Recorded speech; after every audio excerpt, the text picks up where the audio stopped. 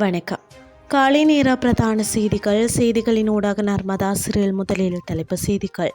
நாட்டில் தோல் நோய்கள் அதிகரிப்பு. திடீர் சுகவீனம் 3 மாணவர்கள் வைத்தியசாலையில் அனுமதி. இனவாதத்தை முடிவுக்கு கொண்டு வருவோம். வினாத்தாள்களை திருடிய ஆசிரியரும் தந்தையும் கைது. இனி விரிவான செய்திகள். நாடு முழுவதும் தோல் தொடர்பான நோய்கள் திடீரென அதிகரித்து வருவதாக சுகாதார மேம்பாட்டு பணியகம் எச்சரித்துள்ளது. தோல் நோய் மருத்துவர் ஜனக அகரவிட்ட இது தொடர்பான தகவல்களை வெளியிட்டுள்ளார். இதன்படி ரிங்வொர்ம் என்ற பூஞ்சை தோல் நோய் பரவி வருவதாக அறிவிக்கப்பட்டுள்ளது. இந்த நோய் ஏற்பட்டால் தோலில் சிவப்பு வட்ட வடிவ தடிப்புகள் தோன்றும். தோல் தொடர்பு அல்லது ஆடைகள் போன்றவற்றின் ஊடாக இந்த நோய் பரவுகிறது. இந்த நோய் காரணமாக தோல் சிதைவு, வறட்சி, சிவத்தல், அரிப்பு, எரிதல் மற்றும் ஒட்டும் தன்மை போன்ற பாதிப்புகள் ஏற்படும். இந்த நிலையில் இலங்கை அரசால் பதிவு செய்யப்படாத பூச்சுக்கள் அல்லது உரிய ஆய்வக விபரங்கள் இல்லாத தயாரிப்புகளை பயன்படுத்துவது தொடர்பில் நிபுணர்கள் எச்சரிக்கை விடுத்துள்ளனர். இந்த நோயை தடுப்பதற்கு பொதுமக்கள் சுய சுகாதார பழக்க வழக்கங்களை பின்பற்றுமாறு அறிவுறுத்தப்பட்டுள்ளனர். தலவாக்கலை பகுதியில் இயங்கும் தமிழ் பாடசாலை ஒன்றில் 6ஆம் தரத்தில் கல்வி கற்கும் 3 மாணவர்கள் திடீர் சுகவீனம் அடைந்து லிந்துலை பிரதேச வைத்தியசாலையில் அனுமதிக்கப்பட்டுள்ளனர். நச்சுத்தன்மை வாய்ந்த அல்லது தீங்கு விளைவிக்கும் இரசாயனங்கள் கொண்ட வாசனை திரவியத்தை நுகர்ந்ததால் குறித்த மாணவர்கள் திடீர் சுகவீனம் அடைந்ததாக தெரிவிக்கப்பட்டுள்ளது.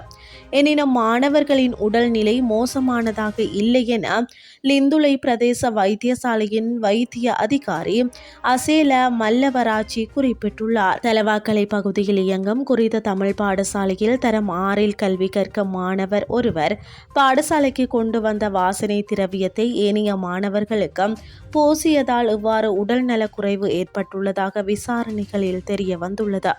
சம உரிமையை வெல்வோம், இனவாதத்தை முடிவுக்கு கொண்டு வருவோம் எனும் தொனிப்பொருளில் நேற்று மன்னாரில் கையெழுத்து சேகரிக்கும் போராட்டம் முன்னெடுக்கப்பட்டது.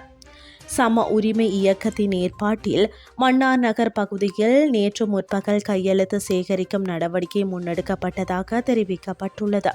காணாமல் ஆக்கப்பட்ட அனைவருக்கும் நீதி வழங்கப்பட வேண்டும், இன்னொரு அடுக்குமுறை சட்டம் வேண்டாம் மற்றும் பயங்கரவாத தடை சட்டத்தை உடனடியாக ரத்து செய்ய வேண்டும் போன்ற கோரிக்கைகளை மையப்படுத்தி இந்த போராட்டம் முன்னெடுக்கப்பட்டது. அதே நேரம் அனைத்து காணாமல் ஆக்கப்பட்டோருக்கும் நீதி வழங்குமாறு கோரி கிளிநொச்சியிலும் கையெழுத்து சேகரிக்கும் போராட்டம் முன்னெடுக்கப்பட்டமை குறிப்பிடத்தக்கது. இனி வெளிநாட்டு செய்திகள்.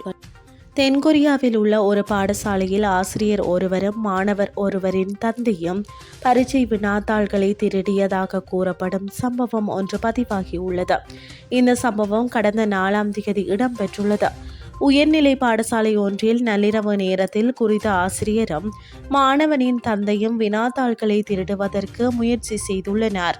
பாடசாலையில் உள்ள எச்சரிக்கை மணி ஒலித்ததால் அந்த திட்டம் முறியடிக்கப்பட்டுள்ளதாக வெளிநாட்டு ஊடகங்கள் செய்தி வெளியிட்டுள்ளன. பின்னர் குறித்த ஆசிரியரும் மாணவனின் தந்தையும் காவல்துறையினரால் கைது செய்யப்பட்டுள்ளனர். கைது செய்யப்பட்ட தந்தையின் மகனுக்கு குறித்த ஆசிரியர் தனிப்பட்ட முறையில் வகுப்பு நடத்தி வந்துள்ளதாக விசாரணைகளில் தெரிய வந்துள்ளது. தந்தைக்கும் ஆசிரியருக்கும் இடையில் பணம் கைமாறியதாகவும் இது அவர்களின் முதல் திருட்டு அல்ல என்றும் தென்கொரிய காவல்துறையினர் சந்தேகிப்பதாக வெளிநாட்டு ஊடகங்கள் செய்தி வெளியிட்டுள்ளன. இத்துடன் செய்திகள் யாவும் நிறைவடைகின்றது. அடுத்த மணித்தியால செய்திகள் இரவு 8:30 எதிர்பாருங்கள். நன்றி.